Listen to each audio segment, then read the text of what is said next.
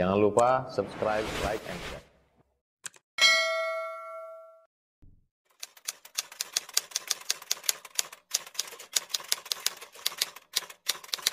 Ya. Malam ini kita memasuki kata hikmah yang kedua. Iradatuka tajrid ma'iqamatillahi iyyaka bil asbab minasyahwatil khafiyah. Keinginanmu untuk tajrid. Tajrid ini istilah ya. Tajrid ini melepaskan diri dari urusan dunia, memperbanyak ibadah kepada Allah. Itu istilah tajrid. Jadi tajrid ini banyak ibadah. Ya, dunia tidak begitu. Jadi dia kalau persentasenya ibadahnya itu banyak dibandingkan usaha urusan dunia. Nah kemudian wa iradatukal asbab ma iqamatillahi iyyaka fi tajrid. Keinginanmu untuk asbab, berusaha urusan dunia. Ya. Sedangkan Allah menempatkan engkau termasuk tajrid, orang yang tajrid, ya, dimudahkan dalam memperbanyak ibadah. Innakhatun anil himmatil aliyah. Itu kata pengarang, itu situasi menurun dari himmatil aliyah, semangat yang tinggi jadi merosot ke bawah. Nah sekarang kita lihat di sini ada dua istilah, tajrid dengan asbab. Ya, asbab. Jadi ini tuh para pemula yang berjalan menuju kepada Allah harus bisa melihat ini. Orang-orang yang sudah dekat sama Allah tidak pakai ini lagi. Ya, ini untuk pemula. As-sairin, orang yang sedang berjalan. Orang yang sudah sampai tidak pakai ini. Ya, nah, kita kan sedang berjalan nih. Ya. Betul lah nih. Berjalan dari sini.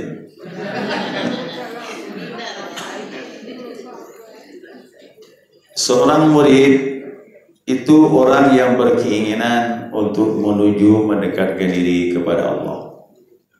Itu namanya sedang berjalan. Ya. Dan dunia ini memang tempat berjalan. Kan dunia tidak kekal. Nah, makanya ilmu tariqah itu perjalanan. Ya. Membetulkan posisi kita berjalan nih. Jadi tajrid itu memperbanyak ibadah, ya, tidak gandrung dengan urusan dunia. Sebaliknya asbab adalah orang yang berusaha. Ya, dia sibuk dengan duniawi, tapi juga dia tidak melupakan ibadah. Nah, cuma persentasenya beda. Kalau yang pertama ibadahnya lebih banyak dominan. Nah, yang kedua usahanya lebih dominan daripada ibadah. Dua-duanya baik. Ya, dua-duanya baik. Nah, tapi kita lihat di mana posisi kita ini. Apakah termasuk tajrid atau asbab? Nah, ulama menyatakan bahwasanya tajrid itu apa? Secara bahasa tadi itu tajrid adalah at-taqsyir. Taqsyir ini membersihkan atau wal izalah, melepaskan. Ya, melepaskan. Jadi tajrid ini melepaskan semua. Dalam bahasa begitu. Orang Arab bilang jaratu thawbah, aku melepaskan baju. Bisa. Atau aku membersihkan baju juga bisa. Nah, cuma yang kita kendaki ini istilah dalam ilmu kesufian dibagi menjadi 3 macam tajrid ini. Yang pertama tajrid zahir, yang melepaskan kesibukan tubuh, ya, fokus memperbanyak ibadah. Yang kedua tajrid batin, melepaskan hal-hal yang menghalangi hati kepada Allah. Nah, ada yang tajrid dua-duanya, tubuh, zahir juga batin. Tajrid zahir itu dia meninggalkan sebab-sebab duniawi.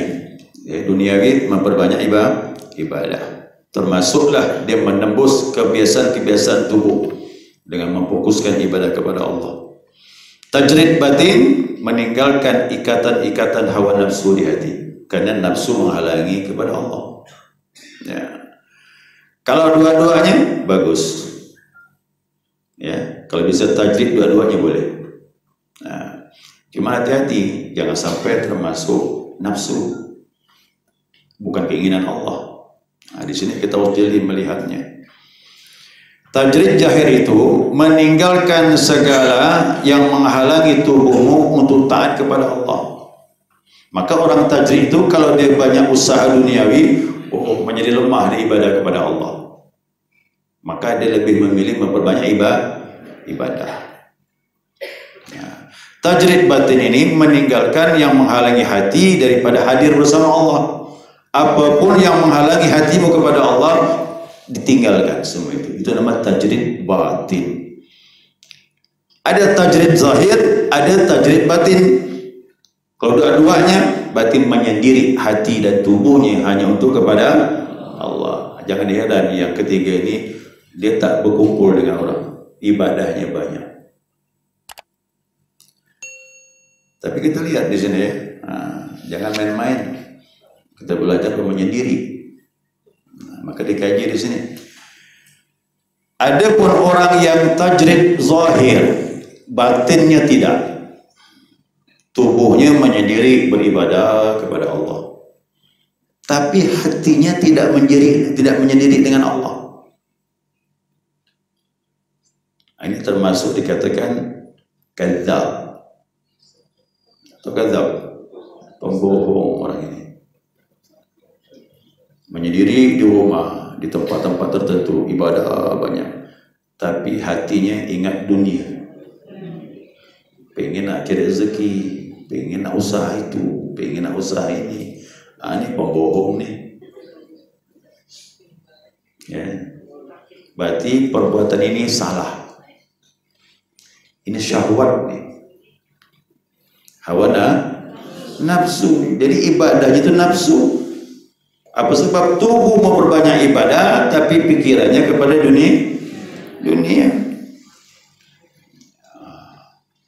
Ya, hati-hati. Berarti bukan tarekat tu langsung ambil satu tempat menyendiri ibadah. Bisa keliru juga gitu. Nah, orang yang pertama ini dia menyendiri jahirnya tapi batinnya tidak. Dia termasuk pembohong. Kaman kasan nuhasu bil fiddah. Dia seperti seperti membungkus tembaga dengan perak. Ya, tembaga dibungkus dengan perak. Luarnya indah dulu. Luarnya bagus kan? Dalamnya tembaga. Yang mana mahal? Luar ke dalam? Luarnya cantik.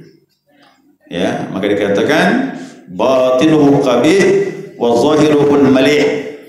Ya, dia punya batinnya jelek, zahirnya bagus. Karena luar nampak perak, dalam tembaga. Jadi kalau lihat orang penampilan hebat, maaf, mungkin kita lihat perak, dalamnya tembaga. Boleh jadi, wallahu a'lam. Ya. Tasawuf ini betulkan dua-duanya. Ya. Kemudian wa man jarrada batinuhu duna zahiruhu in ta'tiya dzalika fa huwa hasanun. Jika dia tajrid batinnya, zahirnya tidak. Ya, batinnya menyendiri bersama Allah, tapi zahirnya tidak memperbanyak ibadah. Kalau memang ini ada, bagus. Orang ini seperti membungkus perak dengan tembaga. Dalam perak, luar bagus. Tapi ingat bahwa qalil, ini jarang, sedikit macam ini.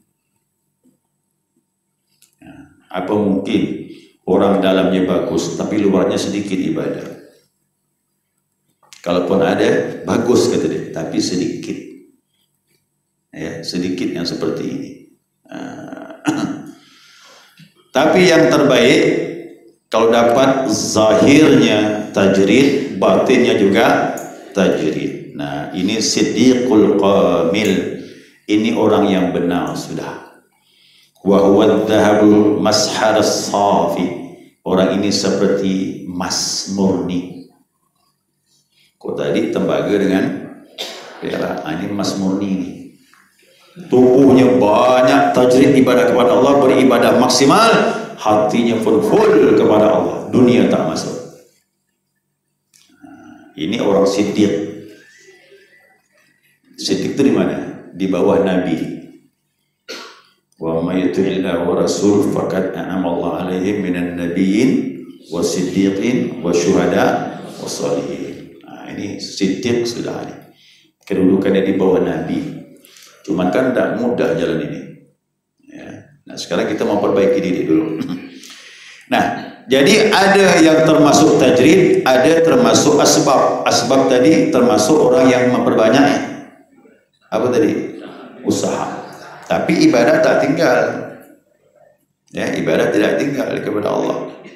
Nah, jadi ada adabnya. Bagi yang tajrid bagaimana? Menurut Abu Hasan Asyadili, dia beri nasihat. Siapa diberi Allah memperbanyak ibadah, sedikit urusan dunia, maka 4 syaratnya. Yang pertama, hormatul akabir. Dia harus menghormati orang besar. Guru-guru harus dihormati. Syekh-syekh mursyid harus dihormati. Wali-wali Allah harus dihormati dia. Yang kedua, warahmatul asagir. Dia harus sayang dengan anak kecil, apalagi sesama dia. Dengan ikhwan dia sayang. Itu kalau lagi meningkat. Yang ketiga, wal insafu fin nafsi. Mengaku diri banyak kekurangan. Yang keempat, adamul intisadillah. Tak ada penolong bagi diri dia kecuali hanya Allah. Nah, jadi yang tajrid 4 tadi syarat.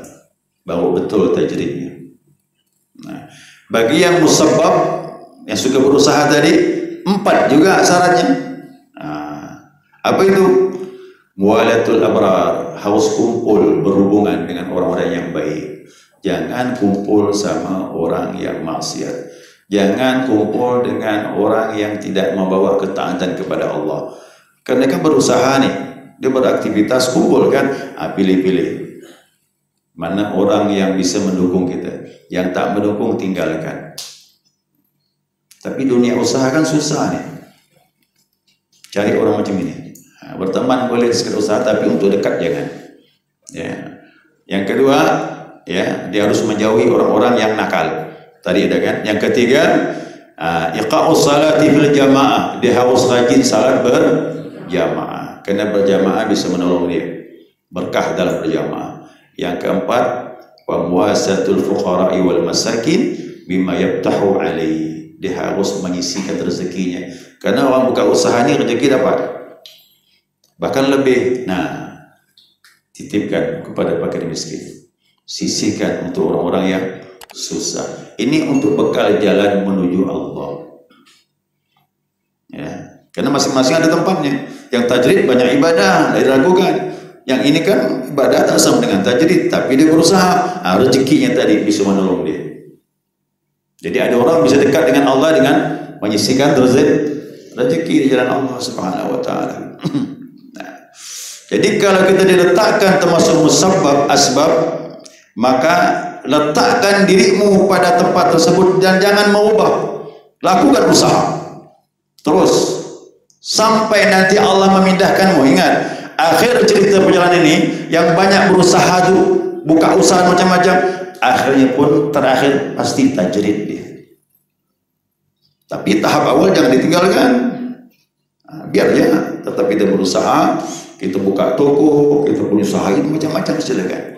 Tapi ibadah tidak tinggal.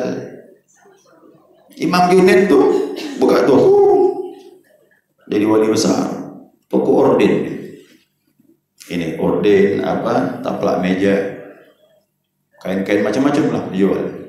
Tokonya sepi, tak ada pembeli salat. Allah. Satu hari kata pembantu di toko 200 rakaat. Siang tu,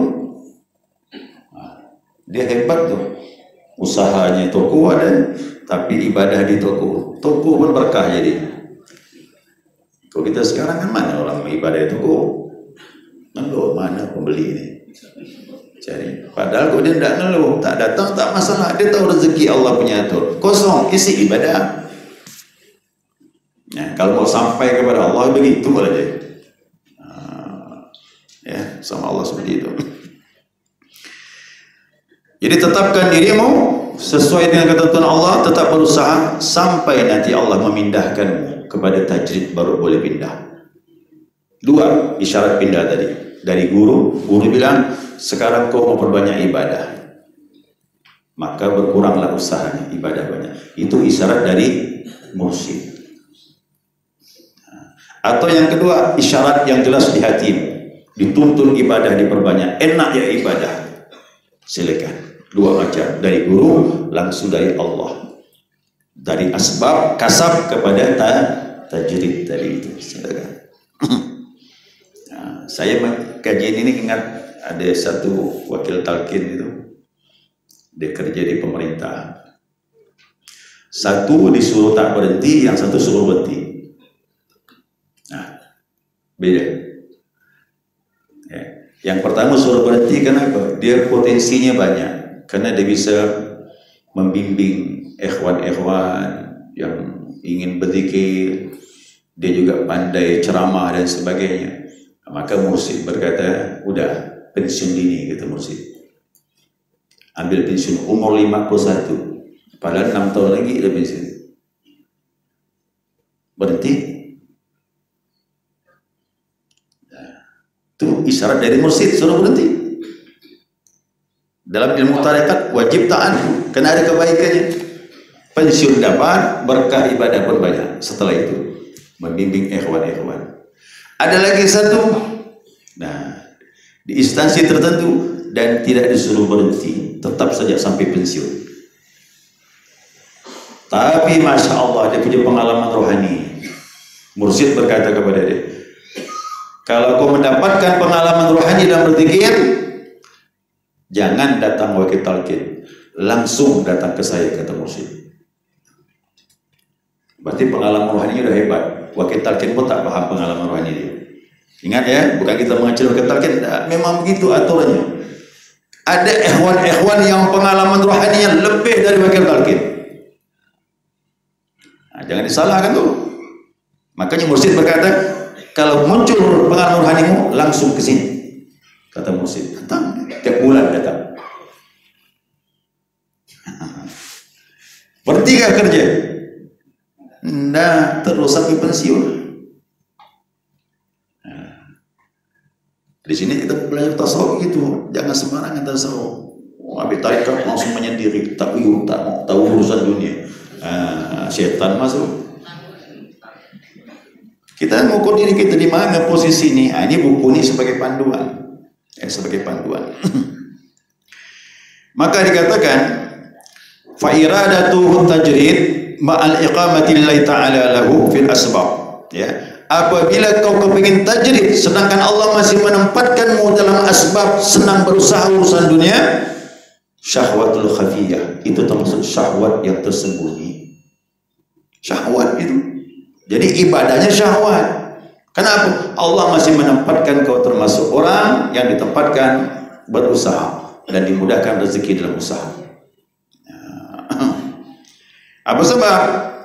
Nah, kalau kita menyendiri ibadah kepada Allah, ya, sedangkan kita ditetapkan orang termasuk berusaha, maka tatkala datang kefakiran, rezeki tak datang, dia pun goncang. Kenapa begini ini? Kenapa seperti ini? Nah, jangan salahkan siapapun, salahkan dirimu sendiri. Karena Allah menempatkan dirimu dalam asbab, bukan dalam tajrid. Nah, paham ya jemaah ya? Mudah-mudahan paham. Ini ilmu ini indah sekali. Ya, indah sekali. Ya. Jadi terus saja dalam asbab itu sampai Allah mudahkan rezekimu, tapi kau tak tinggal ibadah.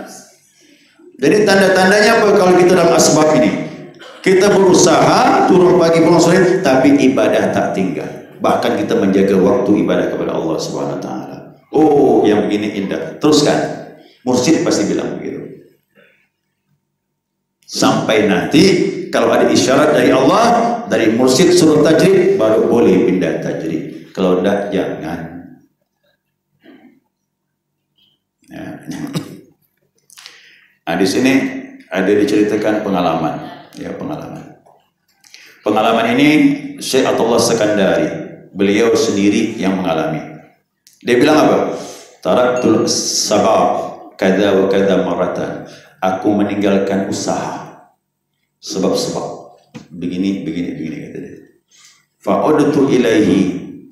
Akhirnya aku kembali lagi berusaha. Ya, fatarakani sabab. Akhirnya aku pun ditinggalkan sebab-sebab tadi. Fala ma'ud ilaihi, dan aku tak kembali lagi dengan sebab-sebab. Maka aku tajrid pada akhirnya. Jadi ada kondisi-kondisi dia berubah. Lalu dia datang kepada gurunya. Aku datang kepada guruku Abul Abbas Al-Mursi. Tapi begitu masuk ke rumah guru, hati dia berkata, keinginanku, dia bilang, untuk tajrid. Kata hati, aku mau tajrid ya. Aku takkan sampai kepada Allah kecuali aku harus meninggalkan kebiasaanku ini. Berkumpul dengan guru, berzikir dengan guru, tinggalkan kumpul dengan manusia dan sebagainya. Begitu belum ngomong, guru berkata sama dia. Guru ngomong sama dia. Kata guru, sahib ini insan. Ada seorang berteman dengan aku, kata guru. Mustaghilun bil ulumiz zahirah. Dia orangnya piawai, ilmunya banyak, ilmu zahir. Ibn Atullah Sekandari itu ilmu fikihnya hebat. Kemudian dia terhormat. Fadhaqa min hadhihi tariqah syai'an. Baru merasa sedikit jalan tariqat. Dia bilang, aku mau tajrid saja, kata dia. Aku mau tinggalkan usaha. Aku mau banyak ibadah. Dia kata dalam hati, apakah aku ini tetapkan seperti ini atau aku seperti ini? Kata guru bilang, kau jangan keluar dari dirimu. Bukanlah begitu. Kau tetap dengan dirimu. Wa ma qasamallahu laka ala yadih aidina fahuwa laka wasil. Apa yang kami dapatkan dari Allah, ilmu kewalian, kalau kau ditakdirkan Allah, kau akan dapat juga tanpa kau meninggalkan usaha. Kata guru bilang begitu. Baru tenang hati murid itu. Salah berarti dia kepengen menemani guru memperbanyak ibadah biar dekat sama Allah, tapi guru tak kasih jalan. Kau tetap pada tempatmu berusaha. Apa yang diberikan Allah kepada kami, kau akan dapat, kata guru. Jadi buka usaha itu ibadah sebenarnya kalau jujur. Kalau tak jujur itu susah lah jadinya. Ya, ingat, cari rezeki ikut Nabi, ya, ikut Allah dan ikut Nabi Muhammad sallallahu alaihi wasallam. Itu rezeki yang diberkahi oleh Allah Subhanahu wa taala. Wa qala Syekh wa nazara ilayya.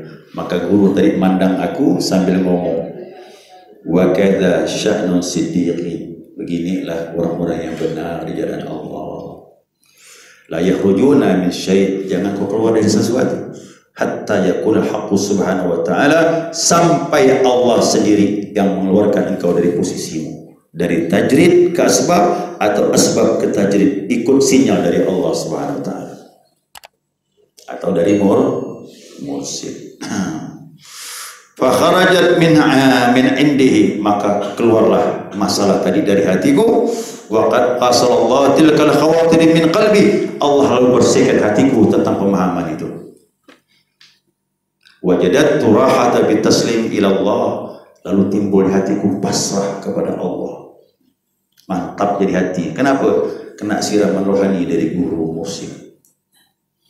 Dan aku berkata sesuai dengan ucapan Nabi Muhammad sallallahu alaihi wasallam. Apa kata Nabi? Wa humul qaumu la yashqa bihumul jalisuhum. Inilah orang-orang yang kata Nabi, kalau kau berkumpul dengan mereka, kau tidak akan kecewa. Jadi duduk sama mursyid itu obat. Dulu saya paling risau masalah rezeki, sama pengalaman kita tuh. Udah saya lalu itu dah. Masalah rezeki ini paling yang usah sini pikir. Kawin lagi, ada anak lagi, lama susahnya. Tapi guru, masya Allah, menenangkan hati. Susah jadi guru itu. Dia tenangkan hati gitu, nasihat. disebutkannya perjalanan orang-orang saleh dahulu. Masya Allah, hilang susah hati. Makanya kita perlu guru. Ada situasi yang kita bingung, guru itulah yang beri nasihat. Itulah tarekat harus ada mursyid. Mursyid itu menuntun kita insya Allah. Ya. Nah sekarang wa ammal mujarradu ila arada ruju'i ila al-asbab min ghairi idzni sarihun, ya. Apabila kau termasuk orang yang tajrid lalu kau berkeinginan berusaha. Ini sebaliknya. Allah letakkan kau melulu banyak ibadah kepada Allah. Hati kau tenang, waktu dapat biasa saja, kekurangan pun kau tak susah, berarti kau termasuk tajrid, bukan asbab. Ternyata kau melawan keadaan dirimu, berusaha pula dia. Berusaha pula dia. Tidak mau berbanyak ibadah, malah banyak buka usaha. Apa kata ulama menyatakan? Ini dikatakan mana tadi? Inhitatun minal himmatil aliyah ila himmatid daniyah. Kau menurun derajatmu dari yang tinggi menurun merosot ke bawah. Kata ulama bilang suqutun minal wilayatil kubra ila wilayatil sughra. Dari kewalian yang tinggi turun jadi kewalian kecil, jadi wali muda. Bukan jadi kekasih Allah jadi.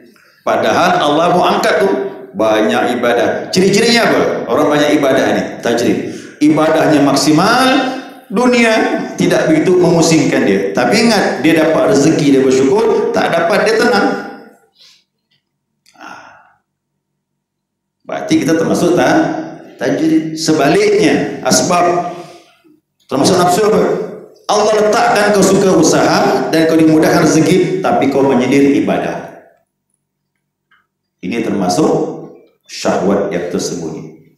Tapi tajrid jadi asbab yang tinggi jatuh ke bawah, merosot. Padahal kalau kita sudah bisa banyak ibadah, urusan dunia tak mempengaruhi hati, tak apa-apa, jalankan saja. Paling-paling yang susah istri. Ya. Kita kuat karena istri tak kuat. Betul katanya. Ya.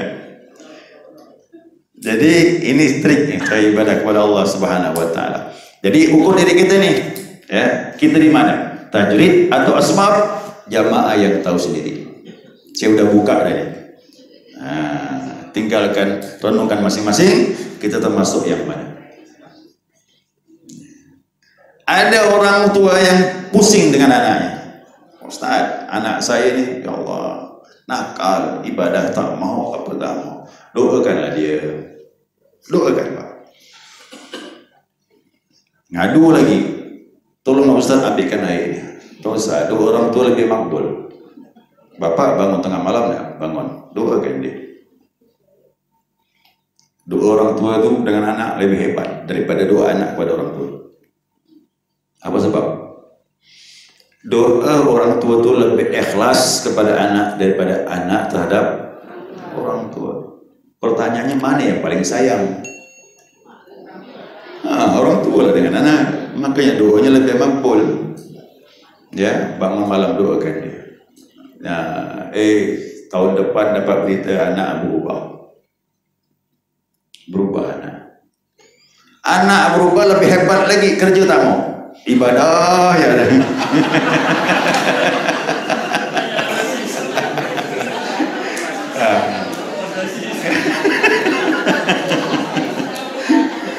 Datang ngadu deh.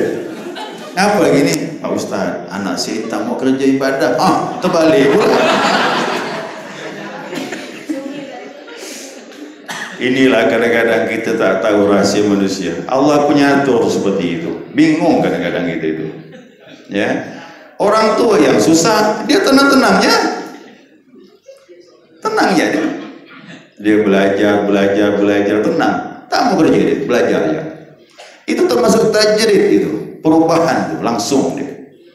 Allah bentuk hati seperti itu. Orang lain tak mampu tapi dia mampu. Orang tua sendiri yang tak mampu mandang dia, tapi dia tenang-tenang ya.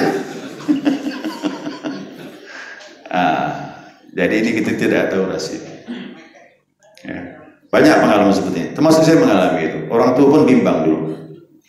Gimana kau ni begini terus gitu. Tenang ya kita ngadap dia. Kita tahu orang tua itu memikirkan untuk kebaikan anak, tapi anak lain diberi bakat oleh Allah. Kita tidak tahu masing-masing anak kita yang mana yang kadang memberi manfaat keberkahan dunia dan akhirat. Kita tidak tahu yang rahasia Allah. Ya, rahasia Allah. Baik, sekali itu mudah-mudahan bisa dipahami.